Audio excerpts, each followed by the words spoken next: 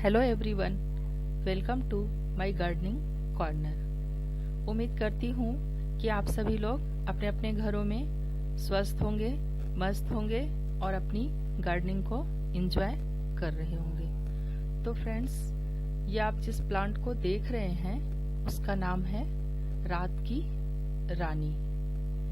इसे queen of night या night blooming jasmine भी कहते हैं।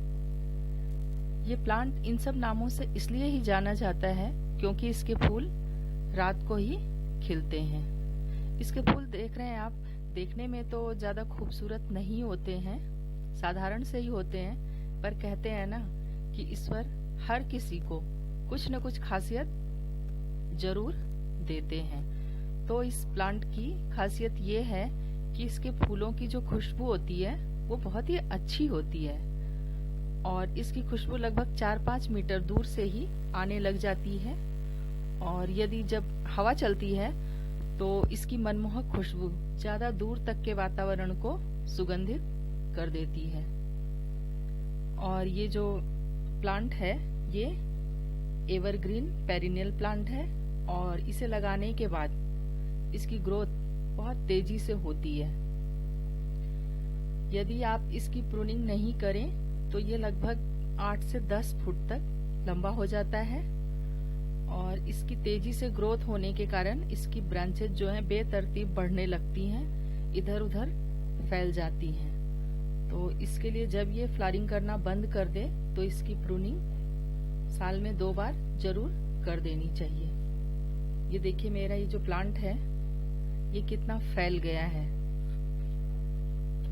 इसे मैंने जमीन में लगाया हुआ है, ग्राउंड में अपने।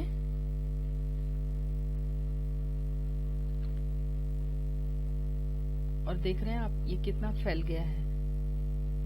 और 2 साल पहले ही मैंने इसे लगाया है और कई बार इसकी प्रूनिंग भी मैंने की है, लेकिन फिर भी ये बहुत ज्यादा बढ़ गया है।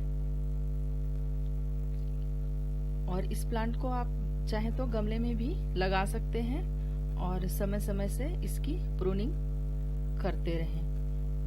और ये जो प्लांट है इसके फ्लावर ज्यादा खुशबूदार होते हैं, तो इसलिए रात को इंसेक्ट्स जो हैं वो इसके पास बहुत ज्यादा आते हैं। तो कुछ लोगों का ये मानना है कि इस प्लांट को नहीं लगाना चाहिए, इसके पास सांप आते हैं। तो खुशबू के कारण जो इंसेक्ट्स आते हैं, तो यदि मान लीजिए कभी सांप उन्होंने देखा भी होगा तो वो इंसेक्ट्स को खाने के लिए आते हैं। ऐसा कुछ नहीं है कि इस प्लांट को लगाने के बाद यहाँ पर सांप आते हैं। मेरे यहाँ तो कभी भी मैंने नहीं देखा। और इसको आप ज्यादा झाड़ीनुमा न बनने दे, इसके आसपास सफाई रखें। अगर ये ज्यादा बुशी हो जाता है तो आप इसे काटते रहिए। और इस प्लांट को फुल सनलाइट की जरूरत होती है और गर्मियों में इसको दिन में 1 बार पानी देना होता है। इस प्लांट को फर्टिलाइजर की भी ज्यादा जरूरत होती है। यदि इसमें फर्टिलाइजर की कमी होगी तो इसमें फ्लावरिंग ज्यादा मात्रा में नहीं होती है। तो इसलिए अगर गर्मी का सीजन है तो आप इसमें लिक्विड फर्टिलाइजर दीजिए और बाकी समय में इसमें गोबर खाद डालते रहें। वैसे तो ये कहीं भी कैसी भी मिट्टी में ये ग्रो हो जाता है।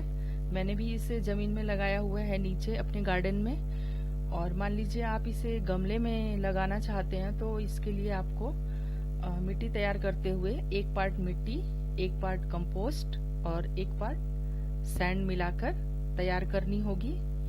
और ये वैसे तो किसी भी मिट्टी में ग्रो हो जाता है, पर गमले में इसकी मिट्टी का हमें खास ध्यान रखना पड़ता है। और बात करते हैं अब इसके प्रोपगेशन की। तो ये सीड और कटिंग दोनों से हो जाता है, पर मुझे तो कटिंग से ज्यादा ही इजी लगता है लगाना। तो एक छोटी सी टहनी ले लीजिए और उसे आप रेनी सीजन में लगा दीजिए। देखिए ये मैंने एक लगाया हुआ था, 15-20 दिन हुए हैं और ये मैं आपको दिखा रही हूँ। इसमें देखिए रूट्स डेवलप हो गई हैं, ये नीचे देखिए। और रेनी सीजन में इसकी कटिंग अगर आप ग्रो करते हैं तो 100% रिजल्ट आता है। तो फ्रेंड्स, रात की रानी का जो प्लांट है वो अपनी मनमोहक खुशबू के कारण ज्यादा पॉपुलर है। तो यदि आपने अभी तक इसे अपने गार्डन में जगह नहीं दी है तो आप इसे जरूर लगाइए और इसकी भीनी भीनी खुशबू का आनंद लीजिए।